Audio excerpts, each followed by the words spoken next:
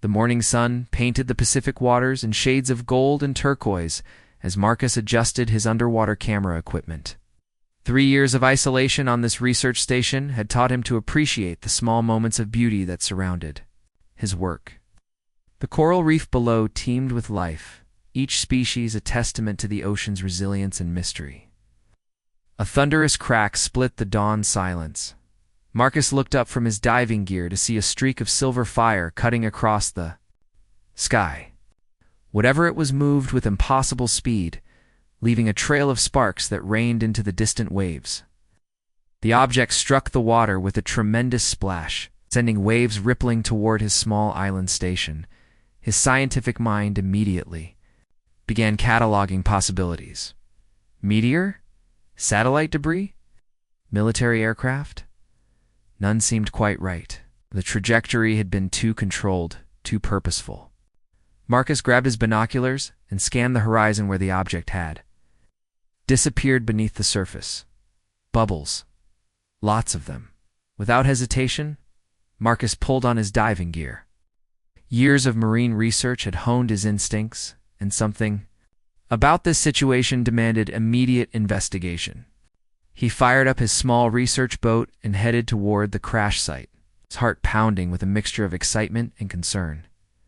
The water was deeper here, nearly 40 meters to the ocean floor. As Marcus descended, his underwater lights revealed something that made his breath catch in his throat. Resting on the sandy bottom was a craft unlike anything he'd ever seen. Its surface seemed to shimmer with an opalescent quality, reflecting his lights in patterns that hurt to look at directly. Strange symbols covered its hull, glowing faintly with their own internal light. Movement caught his eye through what appeared to be a transparent section of the craft. A figure inside struggled weakly against some kind of restraining system. Marcus swam closer, his scientific training warring with common sense. The figure was humanoid, but clearly not human. Elongated limbs, skin that seemed to shift between pale blue and silver, features that were hauntingly beautiful despite their alien nature. The being's eyes opened and fixed on his. Even through the water in the craft's hull, Marcus felt the intensity of that gaze. There was intelligence there, something else. Desperation. The creature pressed one slender hand against the transparent barrier and mouthed something Marcus couldn't understand, but the meaning was clear enough. "Help me." Marcus surfaced and radioed his emergency contacts, though he knew help was hours away at best. His research station's isolation, usually a blessing for his work, now felt like a curse. He couldn't wait. The being inside that craft was clearly in distress, possibly dying. Back underwater, Marcus examined the craft more carefully. The hull appeared to be breached in several places, and strange fluid was leaking into the surrounding water. His marine biology background kicked in as he noticed the local fish, giving the area a wide berth. Whatever was leaking from the ship, the native sea life wanted nothing to do with it, finding what appeared to be an airlock or an entry port. Marcus managed to activate some kind of mechanism through trial and error. The craft's interior was filled with a breathable atmosphere, though it tasted metallic and thin. Emergency lighting cast everything in an eerie red glow. The alien being lay trapped beneath a collapsed section of what might have been a control console. Up close, Marcus could see the elegant beauty of her features, the intelligence in her large, dark eyes. She was definitely female and definitely in pain. "Easy," Marcus said softly, using the same tone he might with an injured sea creature. "I'm here to help." She spoke in a melodic language he didn't recognize, but her tone conveyed gratitude and urgency. Marcus worked carefully to free her from the debris, noting that her anatomy, while different, followed familiar patterns. She had suffered what appeared to be a broken arm and several deep cuts, but nothing that looked immediately fatal. As he helped her to her feet, she stumbled and fell against him. The contact sent an unexpected shock through Marcus's system. Her skin was warm despite its alien appearance, and she smelled faintly of ozone and something floral he couldn't identify. She looked up at him with those remarkable eyes and spoke a single word that somehow he understood perfectly. "Please." Marcus's research station had never felt smaller than it did with an injured alien princess occupying his spare room. Zarashi had managed to communicate her name through a combination of gestures and the universal translator device salvaged from her wrecked ship was unlike anything he could have imagined. The translator worked sporadically at best, creating a frustrating barrier between them. Simple concepts came through clearly, but complex ideas became garbled nonsense. Marcus found himself relying on body language and intuition more than words. "Your world," Zara said during one of their clearer communication sessions, her voice carrying a melodic quality even through the mechanical translation. "It lives. Mine dies." She showed him images on a handheld device that had survived the crash. Zarian appeared to be a water world not unlike Earth, but the pictures revealed vast dead zones where the oceans had turned a sickly gray-green. Marine life floated belly up in endless carpets of death. Marcus felt his heart clench as he recognized the signs. Ecological collapse on a planetary scale. "Pollution?" he asked. Zara nodded sadly. "My people, you took too much, gave back too little. Now the waters turn to poison, and we cannot stop it." The magnitude of what she was telling him struck Marcus like a physical blow.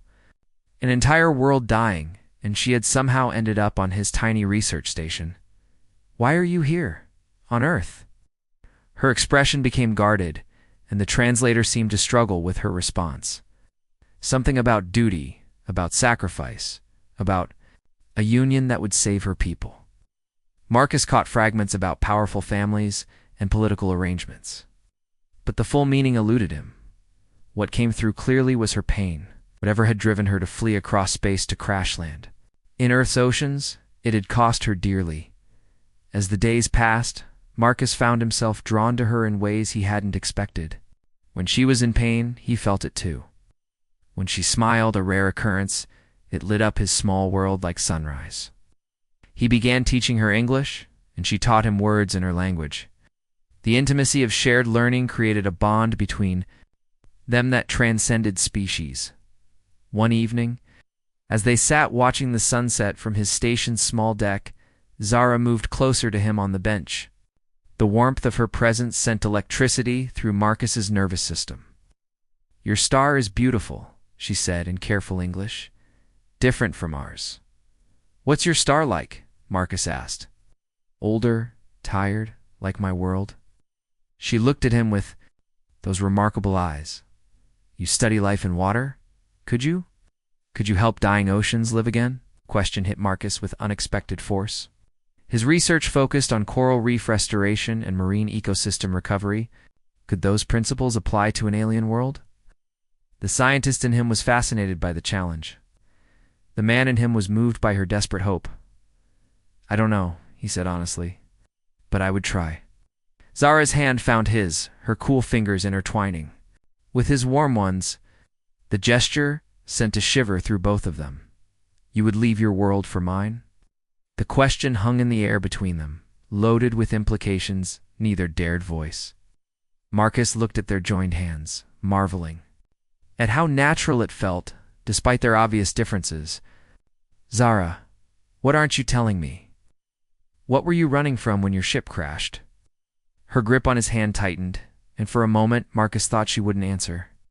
Then she spoke, her voice barely above a whisper. "I am to be mated to Corvin of the Northern Territories. His family controls the water purification systems our people need to survive.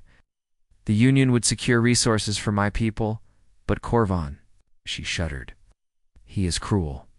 He sees our dying world as an opportunity for power, not a crisis to solve."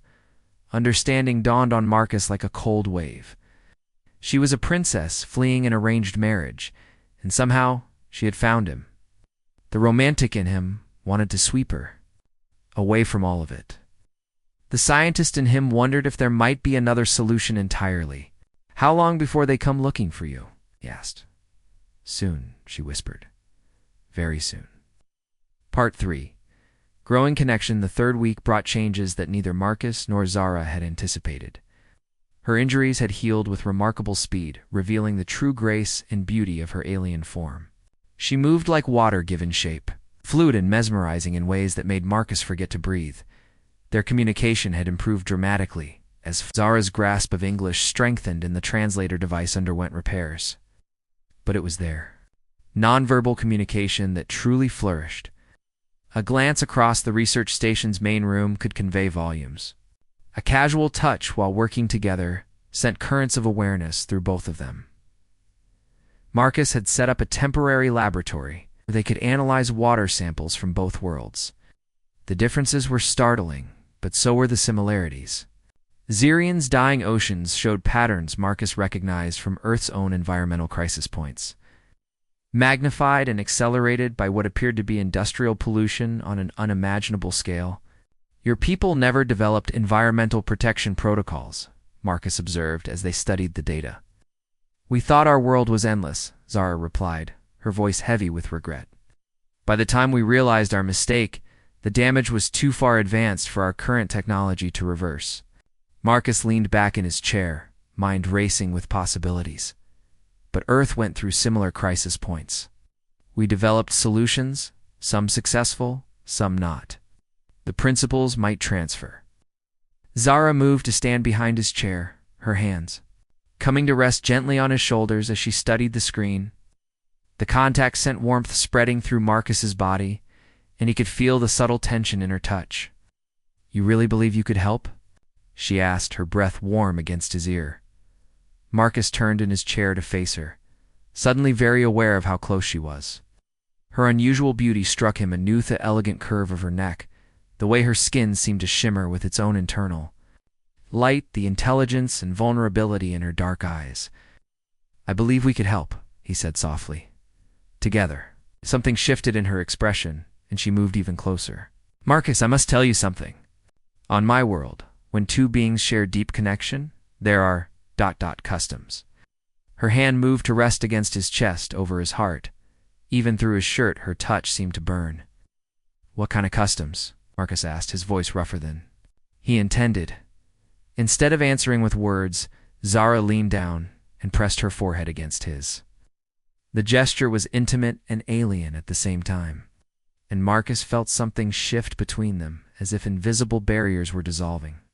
"Is how my people share thoughts, feelings?" she whispered. "May I?" Marcus nodded, not trusting his voice. The moment their skin made contact, he felt a rush of sensation that was beyond anything he'd ever experienced. Images flooded his mind, Zarian's vast oceans in their former glory. The slow death that had crept across her world, her flight from a marriage that would have trapped her in a life of political maneuvering while her people died.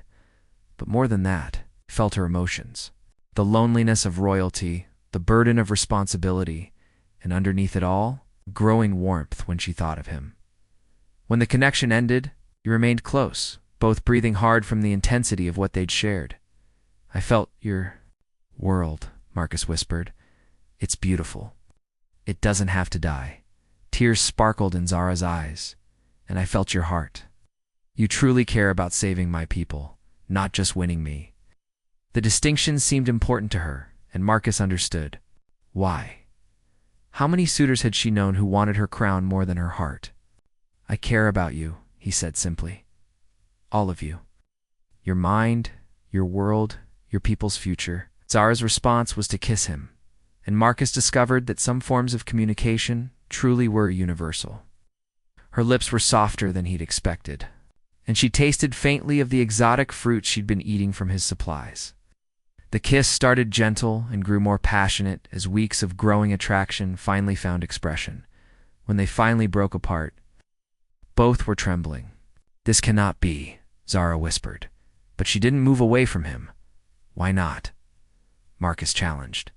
"Because you're promised to someone else? Because we're different species? Or because you're scared?" "All of those reasons," she admitted. "But mostly because I'm falling in love with you, and love is a luxury my people cannot afford." Marcus cupped her face in his hands, marveling at the silky texture of her skin. What if love is exactly what your people need? What if the solution isn't political marriage but something else entirely? Before Zara could answer, a sound cut through the evening air that made them both freeze. The unmistakable hum of approaching spacecraft. "They found me," Zara whispered, fear replacing passion in her eyes. The Zarian ships materialized out of the twilight like ghosts made solid, their hulls reflecting the dying light in patterns that hurt human eyes to follow. 3 vessels, each larger than Marcus had imagined possible, hovering silently over. His tiny research station Zara stood rigid beside him on the deck, her earlier warmth replaced by the cold composure of royalty facing an unwelcome duty. The transformation was heartbreaking to watch. Princess Zara of the 4th House, a voice boomed from the lead ship, speaking in her native language. The universal translator rendered it in mechanical English. By order of the High Council and your betrothed, Corvin, of the Northern Territories, you will return immediately to fulfill your obligations. Marcus felt anger surge through him at the authoritative tone. You don't have to go, he said quietly. Yes, I do. Her voice was steady, but Marcus caught the slight tremor underneath. My people are dying, Marcus. Every day I delay is another day closer to extinction for my world. A beam of light descended from the nearest ship, and figures began materializing on the deck. Zarian soldiers in ceremonial armor, their faces hidden behind masks that reflected Marcus's image back at him in fragmented pieces. Between them walked a figure in elaborate robes who could only be Corvin himself. Marcus's first impression of Zara's intended was immediately negative. Corvin moved with the arrogant swagger of someone accustomed to having his way in all things. When he spoke, it was with the casual dismissal of someone addressing a possession rather than a person. My bride looks well despite her, adventured Corvin said, his translated words dripping with condescension. The human will be compensated for his trouble, and his silence ensured. I am not your bride yet, Zara replied with icy dignity. This human has a name. Marcus has shown me more courtesy in 3 weeks than you have in 3 years of negotiations. Corvin's masked face turned toward Marcus with what felt like predatory interest. Ah, yes, the primitive scientist. I understand you've been filling my bride's head with impossible dreams about saving dying worlds. Not impossible, Marcus said, stepping protectively closer to Zara. Difficult, yes, but not impossible. Amusing, or gestured dismissively. Your species has barely achieved interplanetary travel. What could you possibly offer that our advanced civilization cannot provide? Marcus felt Zara tense beside him as Corvin's words hit their mark. The gulf between their technological levels was undeniable. But Marcus had spent years studying ecosystems, learning how the smallest changes could ripple outward into massive transformations. Sometimes the solution isn't about advanced technology, Marcus said carefully. Sometimes it's about understanding the fundamental relationships between organisms and their environment. Enough, Corvin snapped. Zara, come. Our wedding awaits, and my people grow impatient for access to the resources your marriage will provide. The casual admission that this was purely a political transaction sent fresh anger through Marcus's resources. Is that all this is about? Of course, Corvin replied as if the question surprised him. My family controls the largest water purification systems on Zarian. Princess Zara's people need access to survive their world's death. It is a simple exchange, her bloodline for my family's technology. Marcus looked at Zara and saw something that broke his heart. Resignation. I believe this was her only choice, her only way to save her people. What if there was another way? Marcus said suddenly. What if I could come with you?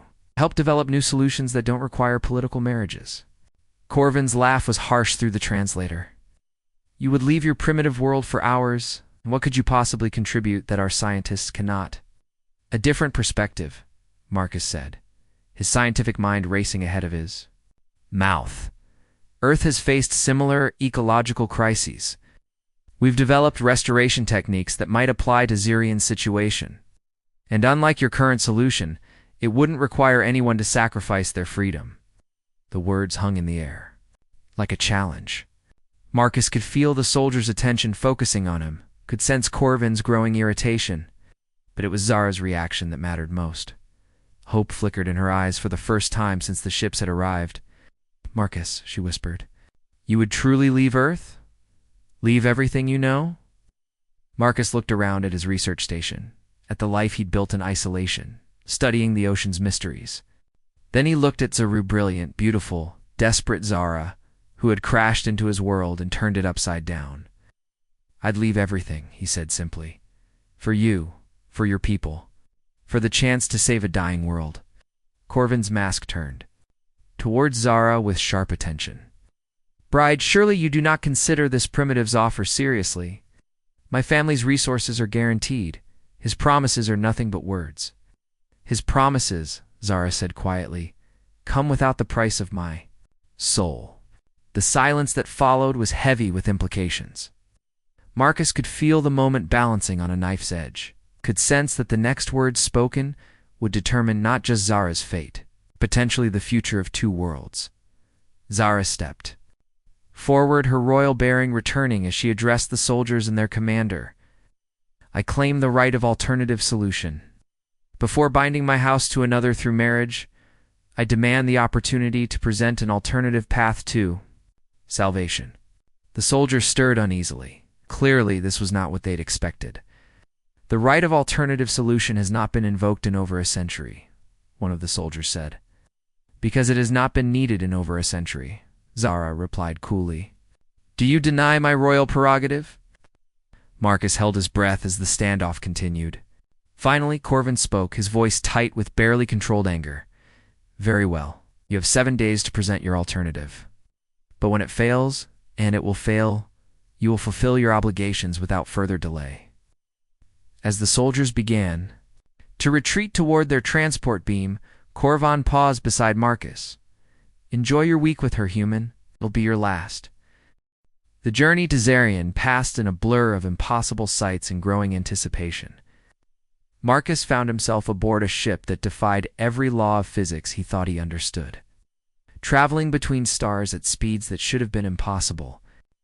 But it was the woman beside him who truly defied understanding. Zara had transformed yet again, this time into something that was part scientist, part diplomat, and wholly magnificent. She worked alongside Marcus as they refined their presentation to the High Council, her quick mind grasping Earth's ecological restoration principles and adapting them to Zirian's unique circumstances.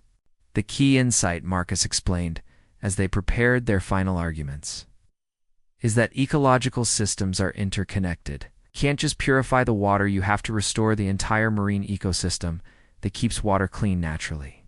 "But our people need immediate solutions," Zara replied, reviewing their data for the 100th time. "Can your methods work quickly enough?" "Some can," Marcus said. "Introducing specific bacteria that break down toxins, establishing buffer zones where natural filtration can occur, creating breeding programs for species that clean water naturally. It won't be instant, but it will be permanent." The Great Council Chamber of Zarian took Marcus's breath away. Carved from what appeared to be a single massive pearl, the space gleamed with iridescent beauty. Representatives from across the planet filled tiered seating that rose like waves toward a domed ceiling that showed the real-time state of Zirian's oceans through some kind of technological marvel. The display was heartbreaking. Vast areas of gray-green death spreading like a disease across waters that had once teemed with life. Corvin presented his case first, and Marcus had to admit it was compelling. Immediate access to proven purification technology, political stability through alliance, and guaranteed resources for survival. It was practical, effective, and utterly cold. When Zara stood to present their alternative, Marcus felt his heart swell with pride. She was magnificent, every inch a princess, every word precisely chosen for maximum impact. "Honored council members," she began, her voice carrying clearly through the vast chamber, "I present not just an alternative to political marriage, but a path to true healing for our world." She gestured, and holographic displays showed Marcus's research data, alongside projections of what Zirian's oceans could become. The gasps that rippled through the chamber told Marcus their presentation was having an impact. The human Marcus offers not just knowledge, but partnership. His species has faced similar crises and developed solutions that could restore our world to health, not merely keep it on life support. An elderly council member leaned forward with interest. "These restoration methods, how long would they take to show results?" Marcus rose to answer, acutely aware that hundreds of alien eyes were focused on him. "Initial improvements within months. Significant restoration within years. Complete ecosystem recovery within decades. Too slow, Corvin interjected. My family's purification systems work immediately. Your systems treat symptoms, Marcus replied firmly. My approach cures the disease. Bad. The debate that followed was intense and technical, covering everything from biochemistry to political theory. Marcus found himself defending not just his scientific methods, but his right to participate in Zarian's future. Finally, the High Council called for recess to deliberate. As Marcus and Zara waited in an antechamber, she took his hand in both of hers. Whatever they decide, she said softly. Thank you for showing me that there are alternatives to sacrifice. Whatever they decide, Marcus replied, I'm not leaving without you. The moment stretched between them, filled with everything they'd shared and everything they hoped for. Then the council chamber doors opened, and they were called back for the decision. The eldest council member stood, her ancient face grave with the weight of her words. We have decided to reject both proposals as presented, she announced.